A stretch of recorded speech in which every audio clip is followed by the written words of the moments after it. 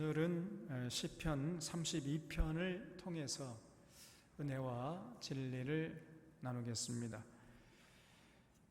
이 시편 32편도 역시 다윗이 지은 시편입니다. 좀 많이 울리죠?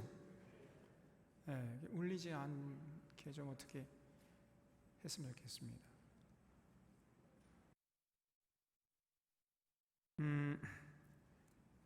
그래서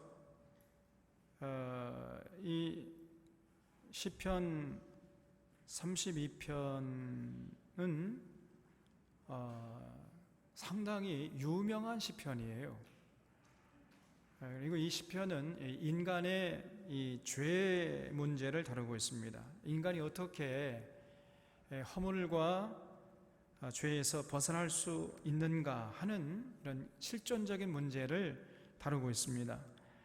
그래서 이 시편을 특별히 사랑했던 유명한 성인이 있는데 그 사람이 누구냐면 성 어거스틴이라는 사람이에요. 성 어거스틴, 성 아우구스티누스라고도 하기로 하고 성 어거스틴이라고도 하는데, 이 중세 때에 우리 기독교를 오늘날 같은 기독교로 이렇게 교리화시키는 데 아주 결정적인 역할을 했던 사람이 어거스틴이잖아요.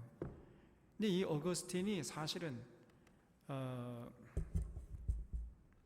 젊은 날에는 너무 가까이 돼서 그런가 보다. 이게 좀 뛰어났더니 좀 낫네요, 그죠?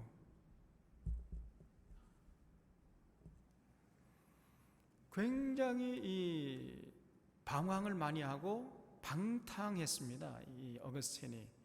그래서 그 어머니 모니카가요, 눈물로 이 자기 아들을 위해서 기도를 많이 했어요. 그래서 이 어거스틴은 뭐 좀 여러 가지 관심도 많고 호기심도 많고 머리도 좋은 사람이었어요. 또 웅변도 잘하고요.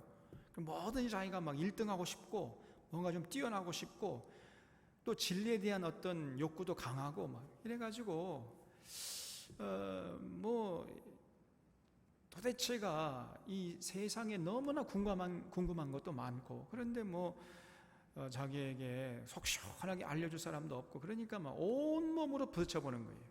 그러니까 간접 경험을 통해서 배우는 것이 아니라 자기가 직접 체험해보는 거예요. 그래서 뭐 여러 가지 뭐 이방 종교, 미리 종교에도 참여해 보기도 하고, 뭐 신비스러운 종교에도 막 거기 가담해 보기도 하고, 온갖 쾌락에 빠지기도 하고, 뭐 도박도 해보고, 뭐 안 해본 것이 다 없어요, 이 사람이. 그러니까 그렇게 아주 젊은 날 방탕한 생활을 했는데, 그 어머니는 끝까지 포기하지 않고, 그 모니카가 마침내 이제 이 아들이 반드시 하나님께 돌아올 것이다, 그 믿음을 잃지 않고 돌아올 때까지 기도한 거예요, 그냥. 그래갖고 돌아올 때까지 기도하니까 기도가 응답되죠. 그래서 이제 자기가 하나님 그 은혜와 그 사랑을 체험하고 보니까요, 자신의 허물과 죄가 다 예수님의 십자가의 보혈로 깨끗하게 씻음받았다는 이 사실을 깨닫게 되니까 너무너무나 감사해가지고 참회록을 썼잖아요, 참회록. 그래서 바로 그러한 허물과 죄의 문제를 다룬, 그래서 참회에 대한 문제를 다룬 이 시편 32편, 이 시편을요 굉장히 이 어거스틴이 좋아했다고 그래요. 마틴 루터라는 종교개혁자는 이 시편을 시편에 나오는 7개의 참회 시가 있는데 그 7개의 참회 시 중에 하나라 이렇게 일컫기도 할 정도로 상당히 이 32편이 유명한 시편이에요. 이 시편의 구조는 참회와 경고의 내용으로 되어 있습니다. 그러니까 전반부와 후반부로 되어 있는데, 전반부는 1절부터 7절까지 인데, 여기에는 이제 다윗이 자신의 내면의 경험을 아주 솔직하게 토로하고 있어요. 자기가 허물과 죄를 지었을 때 내면의 굉장한 갈등과 그 내면의 갈등으로부터 오는 큰 고통 가운데 있었다는 거죠. 그러다가 이제 하나님 앞에 나가서 자신의 허물과 죄를 토설했을 때 그때 하나님의 이제 자비하심으로 자신의 모든 허물과 죄가 사함받는 것을 경험하고는 기쁨과 축복의 노래를 하나님께 올려드리는 이런 내용으로 되어 있습니다. 그리고 후반부인 8절부터 11절까지는 자신의 이 과거의 경험에 비춰가지고 다른 사람들에게도 그런 허물과 죄악된 길에서 계속 거기 머물리지 말고 빨리 거기서 벗어나기를 바라는 마음에서 허물과 죄를 경계하라는 이러한 권고를 하고 있는 내용으로 되어 있어요. 그래서 이 시편 32편은 전반부와 후반부 이렇게 되어 있습니다. 1절을 보겠습니다. 허물의 사함을 받고 자신의 죄가 가려진 자는 복이 있도다 그랬죠. 여기 허물이라는 말이 나오고 또 죄라는 말이 나오죠. 허물은 사함을 받고 죄는 가려진 자.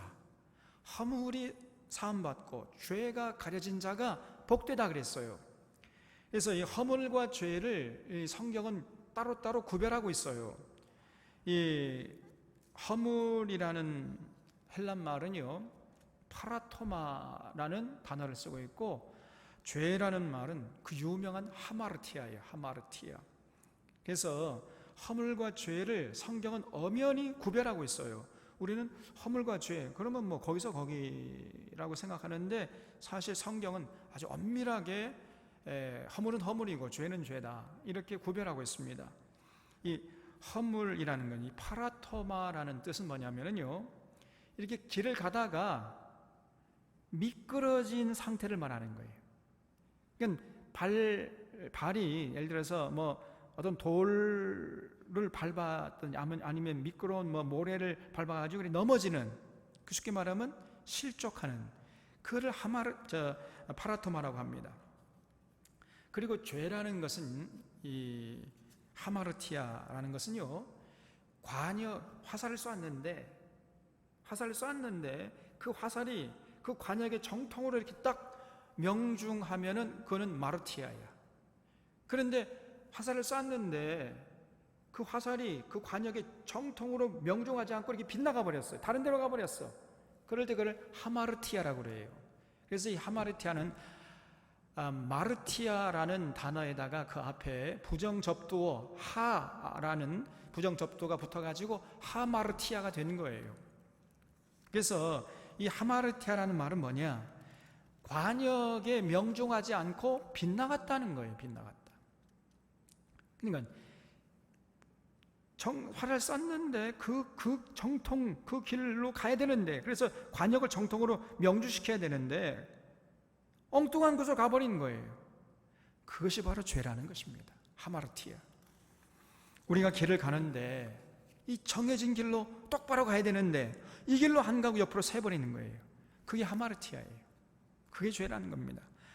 여러분, 우리가 이제 인생이라는 거는 반드시 하나님을 향해서, 그렇죠? 하나님을 향해서 생명길, 천국길, 그 영생길 똑바로 걸어가야 돼요.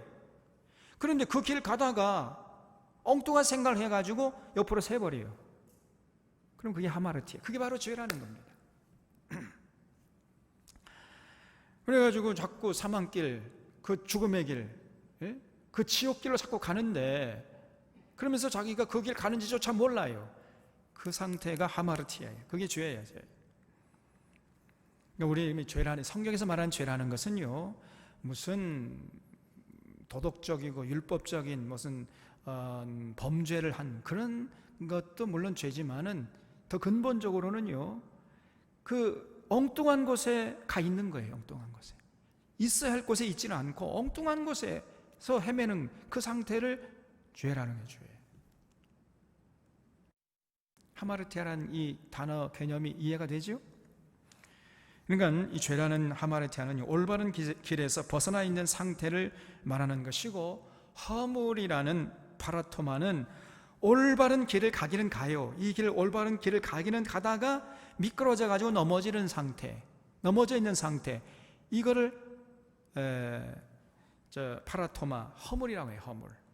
그러니까 허물과 죄 중에서 어떤 것이 더 하나님 앞에 더 나쁜 상태겠어요?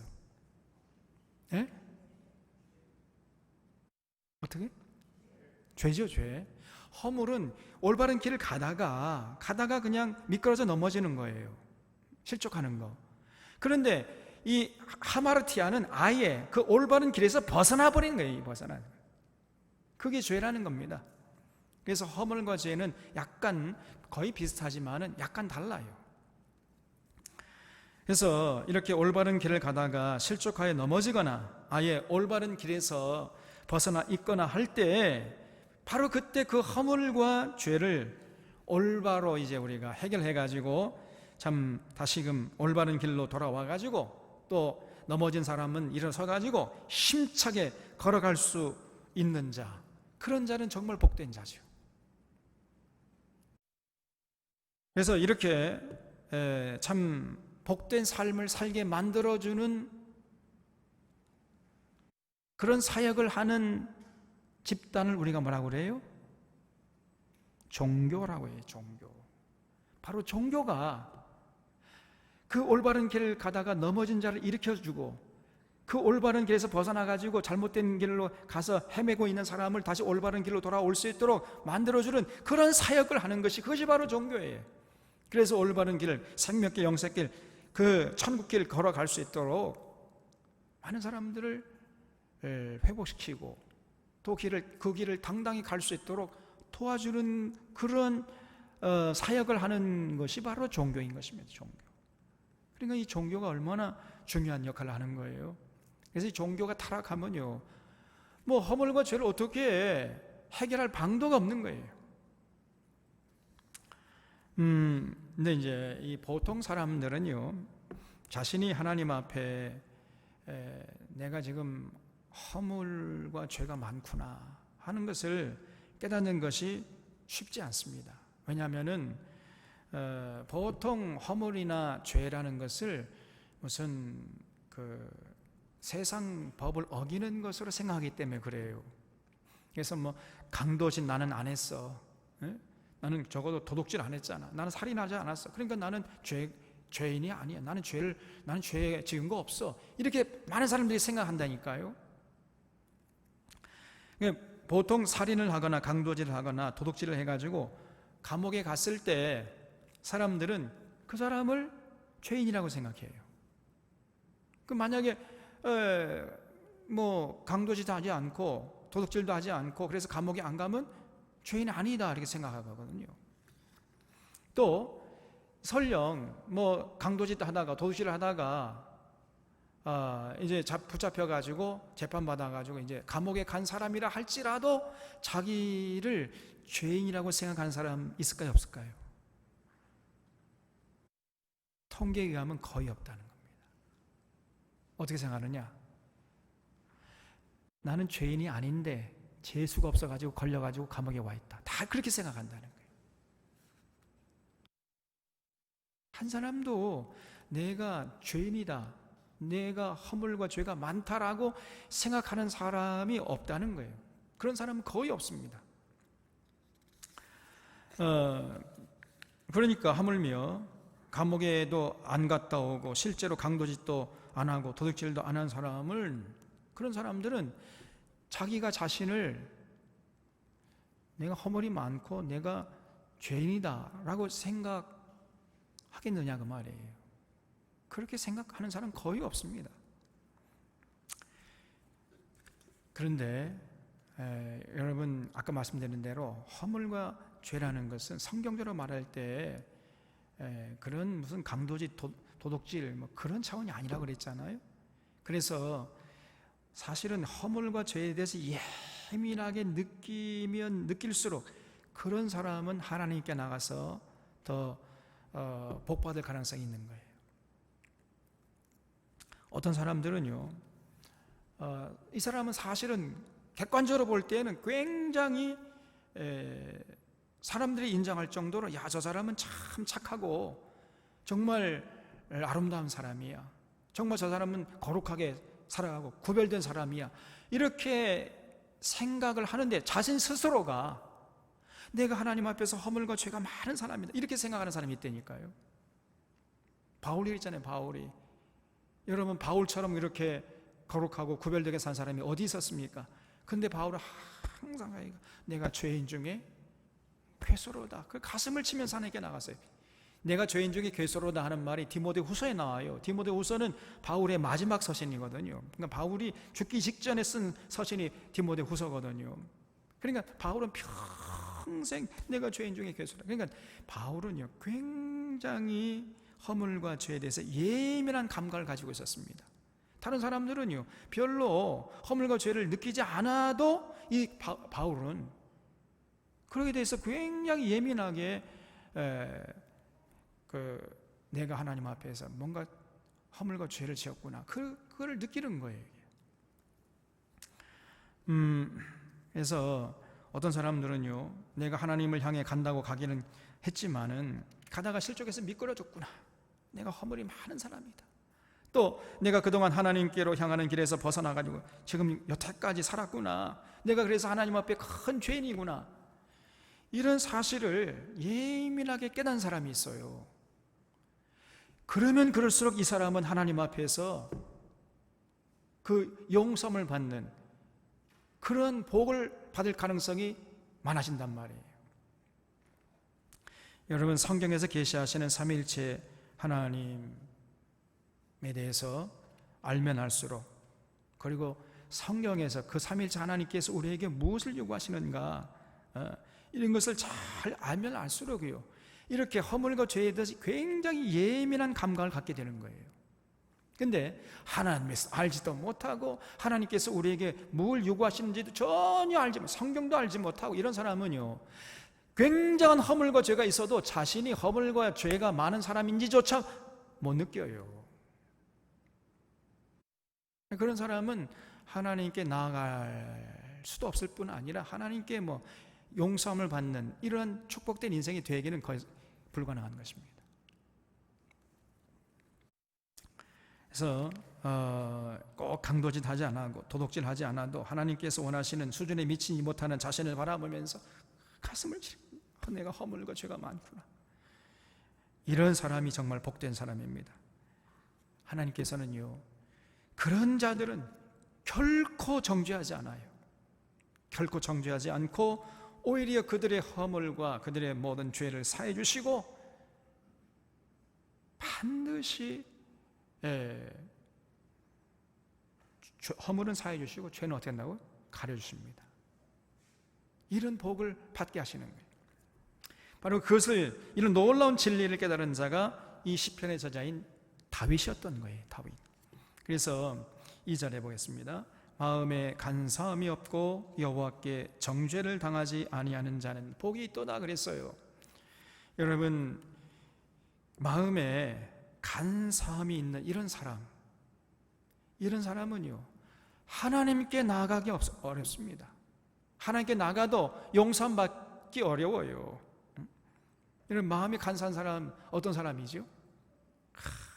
간사한 사람은 특징이 있습니다.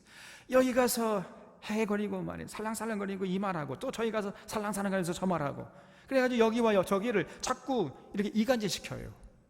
그래서 이익과의 관계를 파괴시키는, 이게 마음이 간사한 사람의 특징입니다. 그래서 이런 사람은요 절대로 하나님 앞에 설 수가 없습니다.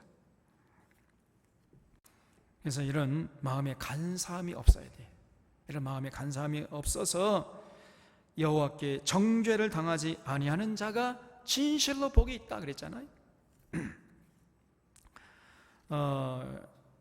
과거에 예수님께서 공생애 때에 나다나엘이 나왔잖아요. 예수님이 나다나엘을 딱 보자마자 보라, 이 사람은 참 이스라엘 사람이요 그 마음에 간사함이 없도다 그랬어요. 나다나엘을 예수님께서 평가하실 때 그 나다나엘 마음속에 간사함이 없다, 이런 평가를 받은 사람이 나다나엘입니다. 나도 하나님께 나갔을 때 참 그런 평가를 받을 수 있을까? 그러니까 이 나다나엘이 상당히 올곧고 건강한 삶을 살았다는 것을 우리가 알 수 있는 거죠.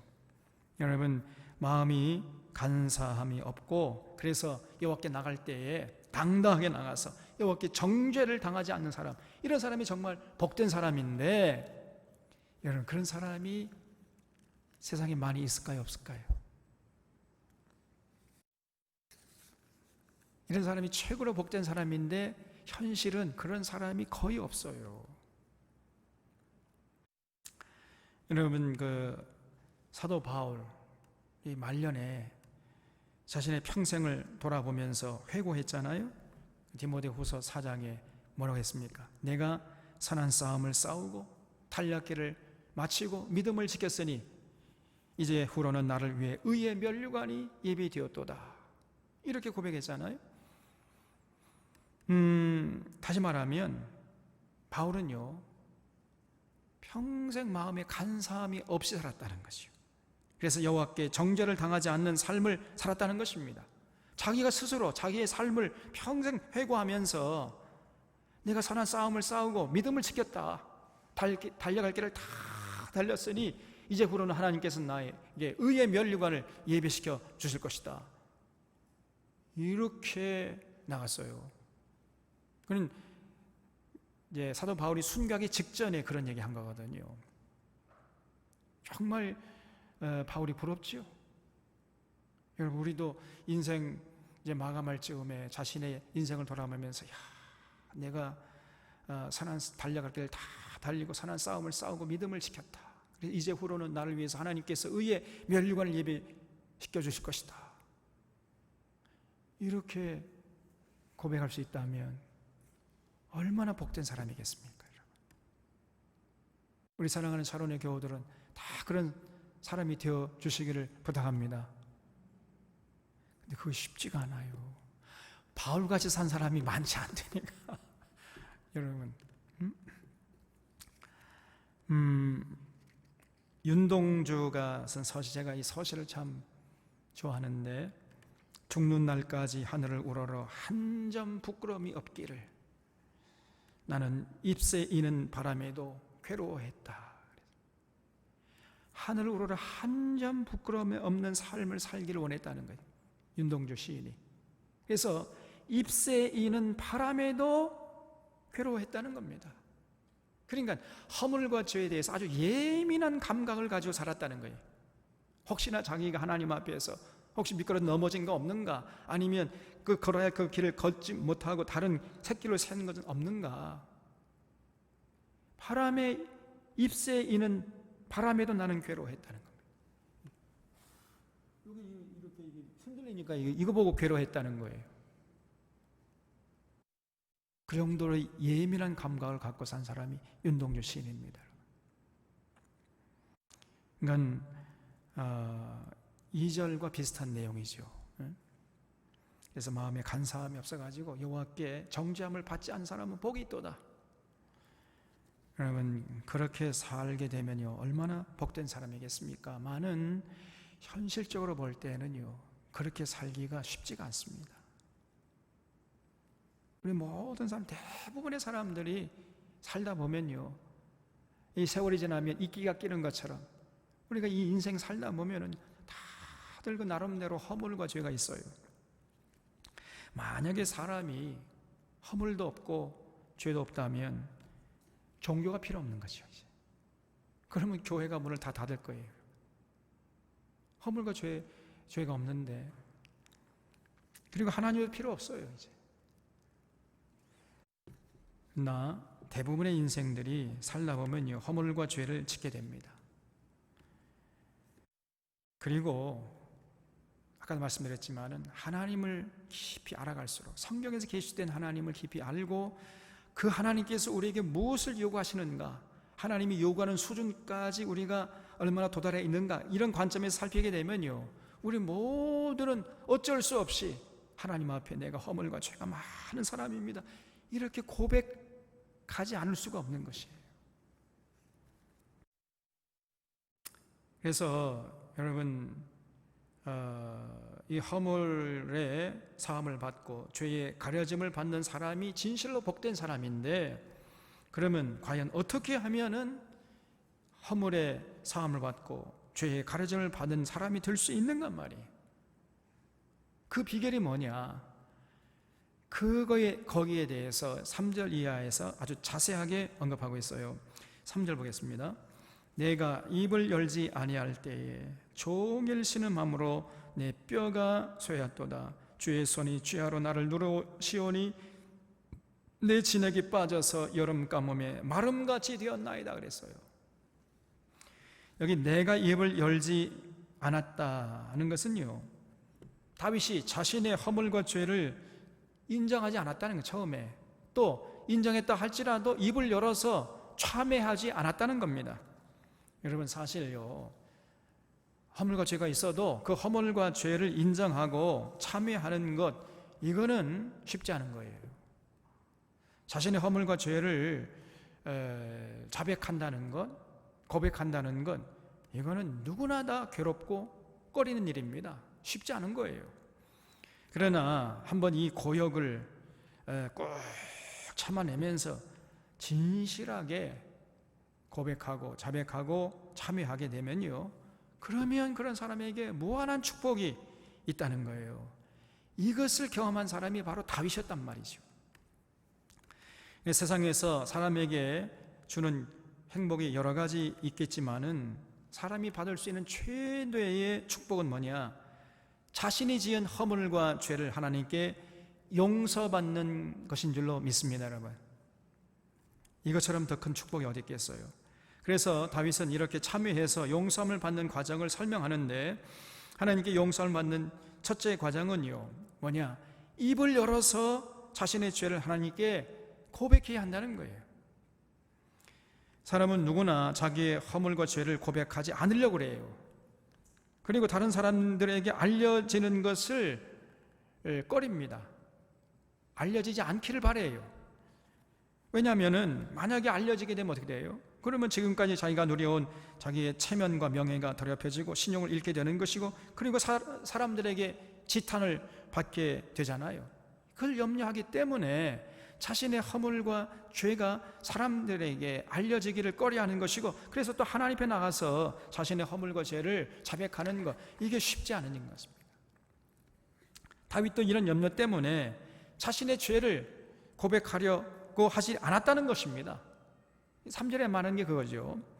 그러나 만약에 그렇게 했더니 자신의 허물과 죄를 그냥 토설하지 않고 그냥 가슴속에 간직하고 있었더니, 그랬더니 너무나 고통스럽더라는 거예요, 그게. 그래서 내 뼈가 어떻게 됐다고요? 쇠할 정도로 고통스러웠다는 것입니다. 허물과 죄를 마음에 간직하고 있으면은요, 뼈가 마른다는 거예요. 뼈가 마를 정도의 고통이 찾아오더라는 것입니다. 그래서 이 3절과 4절을 알기 쉽게 산문형으로 다시 풀게 되면요, 이런 뜻이에요. 하나님, 나는 나만 알고 있는 죄를 하나님께 고백하지 않으려고 했습니다. 나는 이것을 감추려는 일 때문에 양심의 가책을 받아서 견딜 수가 없었습니다. 나는 온종일 신음했고 이 괴로움은 결국 내 뼈까지도 아픔을 주었습니다. 이 통증은 내 육체에서 온 것이 아니라 하나님의 손이 내 영혼과 육체를 누르면서 오는 고통임을 깨달았습니다. 마치 여름 가뭄에 풀포기들이 그 수분에 말라 시들어버리는 것처럼 나라는 존재가 그 밑바닥에서부터 시들어가고 있는 고통을 제가 느꼈습니다. 이런 뜻이에요. 여러분, 이 허물과 죄가 있는데 그 허물과 죄를 자복하지 않고 그저 엉거주춤하게 대충 그냥 넘어가려고 하면은요, 그 속에서 그 영혼이 탄식하는 거예요. 자신의 영혼이. 그래서 영혼이 괴로워하고 양심이 신음하고 이렇게 되니까 이제 뼈가 마르는 고통을 당하게 되는 것입니다. 그래서 우리가 이제 시편을 이제 마치게 되면 시편 계속 하니까 조금 지루하죠. 그래요? 굉장히 제가 용기가 납니다. 저는 여러분이 좀 지루하게 생각하겠다 생각돼가지고 41편까지만 하려고 그래요. 시편 41편. 41편이 이제 제 1권 마치는 거거든요. 시편은 5권으로 되어 있다고 그랬잖아요. 그래서 1권은 1편부터 41편, 그래서 41편까지 하고 그 다음에 이제 잠언을 좀 하고 싶어요. 제가 잠언. 또 잠언이 너무나 은혜로워요. 그래서 빨리 여러분에게 이 잠언의 맛을 좀 보여주고 싶은데 시편이 그냥 왜 이렇게 많은지 몰라 이게. 150평까지 있어. 그래서 이 150평까지 하려면 그냥 제가 늙어 죽어버리겠어요, 그냥. 그래서 41평까지 하고 이제 2권부터 3, 4, 5권은 좀 나중에 하고 그다음에 빨리 잠원을 하고 싶어요. 잠원을 보면은요, 여러분, 마음의 근심은 뭐라고 그랬어요? 뼈로 마르게 하느니라. 마음의 근심이 뼈로 마르게 한다는 이런 구절들이 여러 군데 나옵니다, 여러분. 정말로 이 진리 중에 진리예요. 마음의 근심과 걱정과 이런 어떤 염려와 또 갈등, 그리고 뭐 어떤 사람의 관계 속에서 마음이 상처받은 것이 있고 꽁하는 마음이 있고 그러잖아요. 그러면 그것이 우리 속에서 어떤 역할을 하느냐? 뼈로 마르게 해버립니다. 뼈가 말라버려요. 여러분, 이 뼈가 하는 일 뭐라고 그랬죠, 제가? 네? 그렇죠. 피를 만들어내는 거예요. 조혈작용하는 거예요. 조혈작용. 피가 하는 일이에요. 이렇게 중요합니다. 뼈에서 피를 만들어내요. 그러면 뼈가 말라버리면 어떻게 돼? 피를 못 만들어내는 거지요. 그러면 피가 부족해집니다. 피가 부족하고 피가 또 막지가 못해요. 그럼 어떻게 되겠습니까? 여러분, 피가 막지 못하고 피가 부족한 사람은 어떻게 되는 거예요? 그러면 이제 건강이 시들시들하는 거예요. 병든 닭처럼 뼈가 마르는 게 이렇게 무서운 겁니다.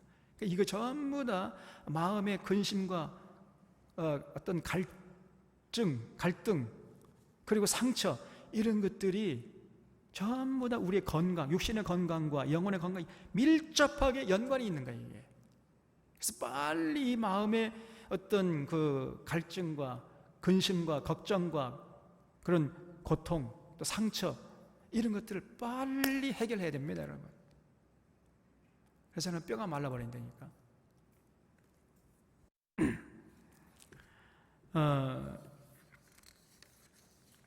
그래서 우리가 이렇게 딱 보면요, 어떤 사람 보면 얼굴이요, 생기가 넘쳐요. 얼굴이 눈에 반짝반짝하고 얼굴에 윤기가 있고, 그 사람 마음이 평안한 사람이에요. 틀림없습니다. 근데 어떤 사람 보면 우울해요. 웃어도 우울해, 어두워. 그리고 이 마음에 걱정, 근심이 있는 사람이, 이 사람이 언제나 이 얼굴에 그늘이 져 있어요. 그런 게 이게 느껴지거든요. 마음의 걱정과 근심이 뼈로 마르게 하기 때문에 그런 것입니다. 그래서 일단 허물과 죄가 있으면은 사람들은 양심의 가책을 받아가지고 마음의 평안이 깨지는 거예요. 마음의 통증이 생기는 겁니다. 근데 보통 사람들은 그 마음의 통증, 그 아픔을 외면해 버려요. 그러다 보면은 이제 양심의 가책이 둔해지게 되는 겁니다. 그러다 보면은 이제 허물과 죄를 많이 지어도 더 이상 이제 양심의 가책을 느끼지 않게 돼요. 그러면 어떻게 되는가? 양심의 기능이 이제 죽어버리게 돼요. 그러면 그 사람은요, 이제 허물과 죄에서 벗어날 수가 없는 거죠. 이런 상태를 우리가 저 사람은 양심에 화인 맞은 사람이다, 이렇게 표현하죠. 화인을 맞았어. 불화살을 맞아가지고 양심이 타버렸어요. 양심의 기능이 이제 정지돼 버렸습니다. 보통 허물과 죄를 지으면은 양심이 가책을 느껴가지고 마음의 통증을 느끼게 되고, 그렇기 때문에 이제 그 어떤 허물과 죄를 벗어나려고 애를 쓰게 되는 법인데, 이 사람은 양심에 화인을 맞았기 때문에 허물과 죄를 많이 지어도 전혀 양심의 가책을 느끼지 않는 거예요. 그러면 이 사람은 평생 그 허물과 죄에서 벗어나지 못하, 허물과 죄에 먹고 마시다가 거기서 죽어버려요. 이런 불행한 사람이 되어버리는 것입니다. 그래서 다윗이요, 그런 삶을 경계하고, 절대로 다윗은 그렇게 살려고 하지 않았다는 거예요. 그래서 허물과 죄를 하나님께 고백하기로, 자백하기로 결심했다는 겁니다.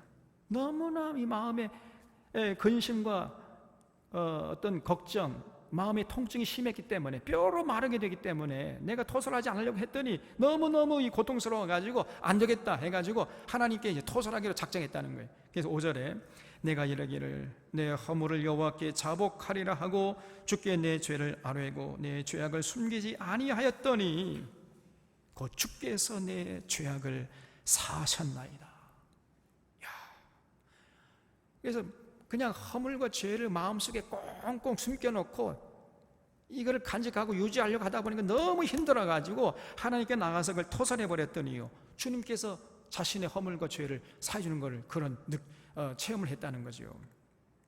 여태까지 감추고 숨기고 토설치 않다가 견디지 못해가지고 토설을 했더니 하나님이 그냥 그 즉시로 자신의 허물과 죄를 사해 주셨다고 고백하고 있잖아요. 그래서 하나님께서 그 자신의 어두운 삶의 구석구석을 은총과 자비로 덮어주시고 가려주셨다, 이렇게 고백하고 있어요. 그래서 허물의 용서를 받고 죄의 가려움을 받는 자가 복이 있다, 이렇게 찬양했던 것입니다. 여러분, 우리 하나님은요, 우리가 진실로 하나님께 나가서 우리의 허물과 죄를 자백하면은 얼마든지 용서하실 준비가 되어 있는 분이세요. 아멘이십니까? 요한복음 1장 9절에 만일 우리가 우리 죄를 자백하면 그는 미쁘시고 의로우사 우리 죄를 사하시며 우리를 모든 불의에서 깨끗하게 하실 것이요, 그랬어요. 우리가 만일 우리 죄를 자백하면 그는 미쁘시다 할 때, 이 미쁘시다는 말은요, 변함이 없으시다, 변질되지 않으시다, 여상하시다, 어제나 오늘이나 내일이나 동일하시다, 그런 뜻이에요. 영어로 하면 faithfulness, 신실하신 하나님이라는 겁니다. 전혀 변함이 없어요. 만약에 하나님께서 과거에 이스라엘 백성들 다 허물과 죄를 자백했을 때 용서하신 하나님이 오늘도 우리가 하나님께 나가서 허물과 죄를 자백하면 전혀 변함이 없이 똑같이 용서해 주신다는 거예요. 그게 미쁘시다는 말입니다. 그래서 우리 하나님은요, 만반의 준비를 다 하고 계세요. 근데 사람들이 진심으로 하나님께 나가서 허물과 죄를 자백하지는 않아요. 여기 문제가 있단 말이에요. 그래서 다윗이 하나님께 나가서 자백했더니 하나님이 내 죄악을 사해 주셨나이다, 이렇게 고백하고 있죠. 그런 축복을 경험한 다윗이기 때문에 다윗은 6절에서 이렇게 권고하고 있습니다. 이로 말미암아 모든 경건한 자는 주를 만날 기회를 얻어서 주께 기도할지라 진실로 홍수가 범람할지라도 그에게 미치지 못하리이다. 주는 나의 은신처이오니 환난에서 나를 보호하시고 구원의 노래로 나를 두루시리이다, 그랬어요. 하나님이 모든 허물과 죄를 용서하실 뿐 아니라 그의 하나님이 되어주시더라는 겁니다. 다윗 하나님이.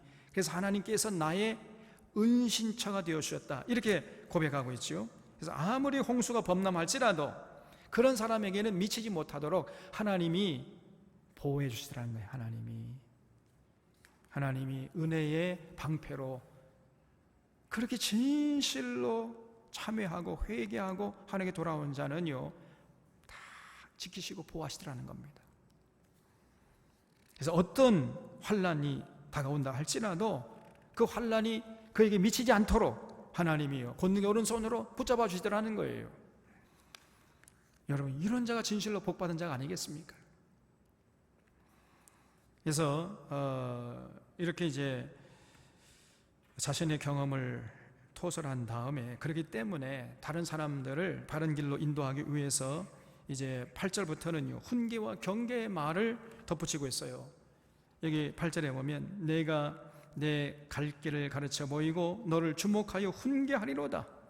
여기 내가라는 건 다윗이죠. 왜냐하면 자신이 그렇게 허물과 죄를 토설하지 않으려고 막 버티다가 너무 고통스러워서 이렇게 토설했더니 하나님이 용서하시는 그 큰 사랑을 경험했기 때문에 이런 말을 할 자격이 있다는 거예요, 다윗이. 그래서 내가 너의 갈 길을 가르쳐 보이고 너를 주목하여 훈계하리로다. 너희는 무지한 말이나 노새같이 되지 말지어다. 그걸 줄쳐보세요. 무지한 말이나 노새같이 되지 말지어다 그랬지요. 그것들은 재갈과 굴레로 단속하지 아니하면 너희에게 가까이 가지 아니하리로다 그랬어요. 여러분, 이 말이나 노새는 왜 하나님이 창조하신 겁니까? 뭐 하라고? 말은 뭐 해야 말이에요?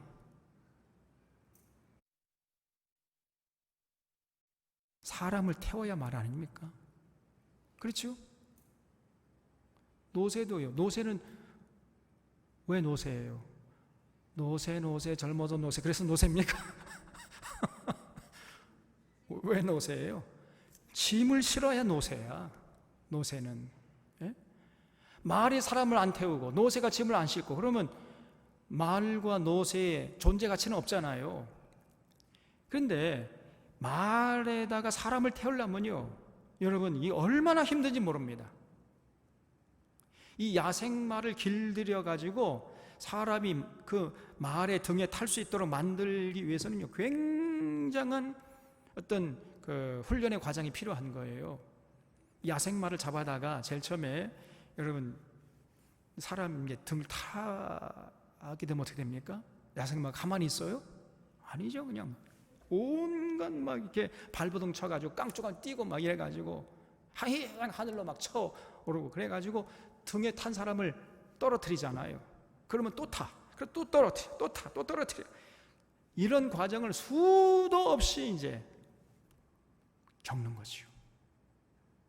그러다가 이제 마침내 어떤 능숙한 말 기르는 자가 있어요. 그 사람이 말이 힘이 딱 빠졌을 때 그 사람이 딱 타요. 말이 입에다가 딱 이제 밧줄을 걸고 그 사람 딱 타가지고 아무리 말이 뭐 요동을 쳐도 떨어지지 않아요. 그러면 그때 이제 비로소 말이 순종하기 시작합니다. 그렇게 되면 그 입에 이제 재갈을 물려요. 그러면 그때부터 이제 말은 말로서의 가치가 있는 인생이 되는 거죠. 그러니까 지혜로운 말은요, 아이고 내가 말로 태어났으니까 사람을 태워야지 하고 그런 혹독한 훈련 과정을 거치지 않고 그냥 사람을 태우면은 좀 좋겠는데 그렇게 길들여지지가 않아요. 쉽게가. 지금 그런 얘기입니다. 그래서 너희는 무지한 말이나 노새같이 되지 말지어다 그랬어요.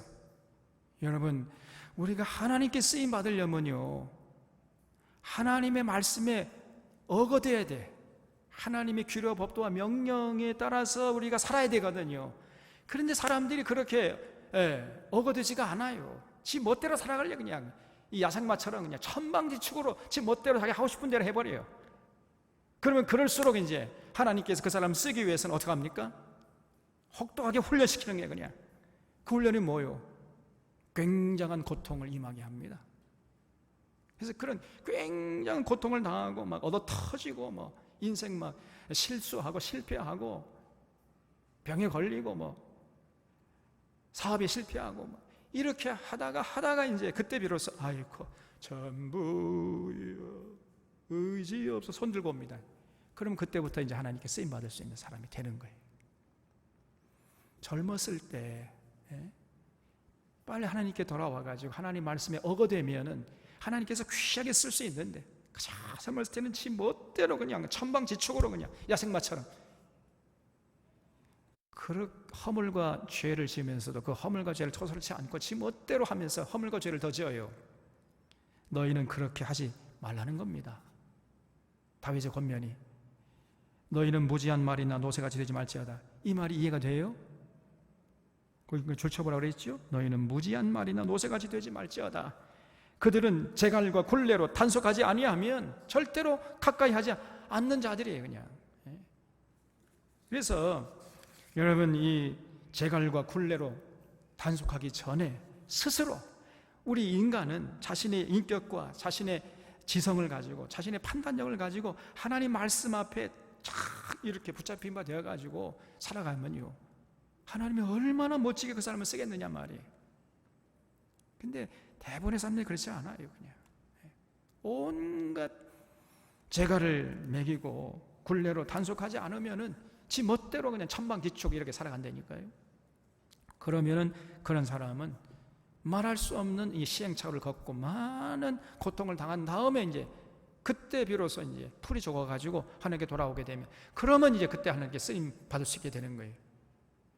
그런 이제 돌아오지 않은 것보다는 낫지만은 그건 참 비참한 인생 아닙니까? 한 바퀴는 인생인데 그런 어떤 시행착오를 겪기 전에 먼저 하나님께 제대로 돌아와서 하나님의 뜻을 위해서 살게 되면은 참 복된 인생이 될 텐데 무지한 말이나 노새같이 되지 말아라. 그렇게 말씀하고 있는 겁니다. 우리 사랑하는 샤론의 교우들이, 여러분 정말 이 어리석은 말이나 노새처럼 고집불통으로 나가다가 하나님께 그냥 온통 얻어 터지고 그리고 돌아오는 이런 인생이 되지 않기를 주님의 이름으로 부탁을 드립니다. 여러분, 말로 할 때 듣는 사람이 제일 싫은 사람이에요. 말로 할 때 하나님께서 너 요렇게 하지 말고 요렇게 해.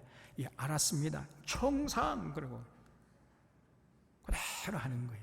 이 진짜 싫은 사람. 근데 말로 하면은 사람들이 안 들어요. 경홀히 듣고 함부로 지금 이쪽으로 가버려. 또 새길로 새. 그리고 좀 가다가 또 힘들다고 그냥 주저앉아 버려. 또 미끄러져 가지고.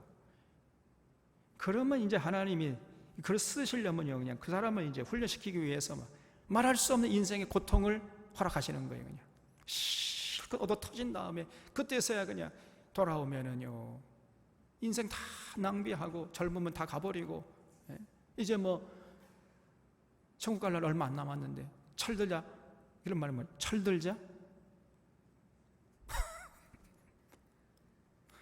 그런 인생이 되면은 이건 참 물론 구원 받겠지만 부끄러운 구원을 받는 거 아닙니까? 그래서 말로 할 때 우리가 알아들어야 돼. 말로 할 때. 그래서 조그만 허물과 죄악이라도 언제나 하나님 앞에 토설하고 훌훌 털어버려야 한다는 것을 지금 다윗이 권고하고 있는 것입니다. 10절에 악인에게는 많은 슬픔이 있으나 여호와를 신뢰하는 자에게는 인자심이 두루리오다. 너희 의인들아 여호와를 기뻐하며 즐거워할지어다. 마음이 정직한 너희들아 다 즐거이 외칠지어다 그랬어요. 여기 여호와를 신뢰하는 자에게는 인자심이 두루리오다. 그걸 줄쳐보세요.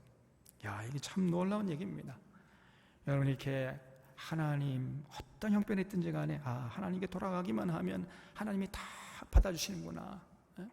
어떤 허물과 어떤 죄를 졌어도 하나님 신뢰하고 하나님께 돌아가면은 하나님이 인자심으로 우리를 둘러주신, 여기 인자심이란 말은요, 이게 헤세드라는 히브리 말인데, 이 헤세드라는 말은 다른 말로 표현하면 사랑이에요. 사랑. 여러분, 우리가 하나님을 신뢰하고 하나님께 돌아가잖아요. 그러면요, 어떤 사람이라 할지라도 그 사람을 하나님이 사랑하신다니까요. 하나님의 사랑으로 그 사람을 둘러버려요. 그냥 이것이 우리가 믿는 여호와 하나님이신 줄로 믿으시기 바랍니다. 그래서 정말 이런 복을 받은 사람들이, 복된 사람이, 그렇기 때문에 그런 사람들은요 의인이죠. 그래서 그런 사람은 여호와를 기뻐하고 즐거워할지어다 그랬어요. 그래서 그렇게 하나님께 참 허물과 죄를 사함받고 가려짐을 받는 이런 의인들은 정말 다만 기뻐하고 즐거울 수밖에 없다, 이렇게 노래하고 있는 것입니다. 우리 샤론의 교우들이 바로 이렇게 멋지게 허물과 죄를 예민하게 느끼면서 조그마한 허물과 죄라도 하나님 앞에 나가서 토설하고 하나님께 용서함 받고, 그래서 정말 마음에 간사함이 없고 하나님께 나갈 때 당당하게 사도 바울처럼 또 어거스틴처럼 다윗처럼, 그래서 정말 참 잘했다, 착하고 충성된 종이라는 이런 평가를 받으면서 하루하루 참 천국을 맛보면서 살아가는 복된 인생들 다 되시기를 바랍니다. 기도하겠습니다.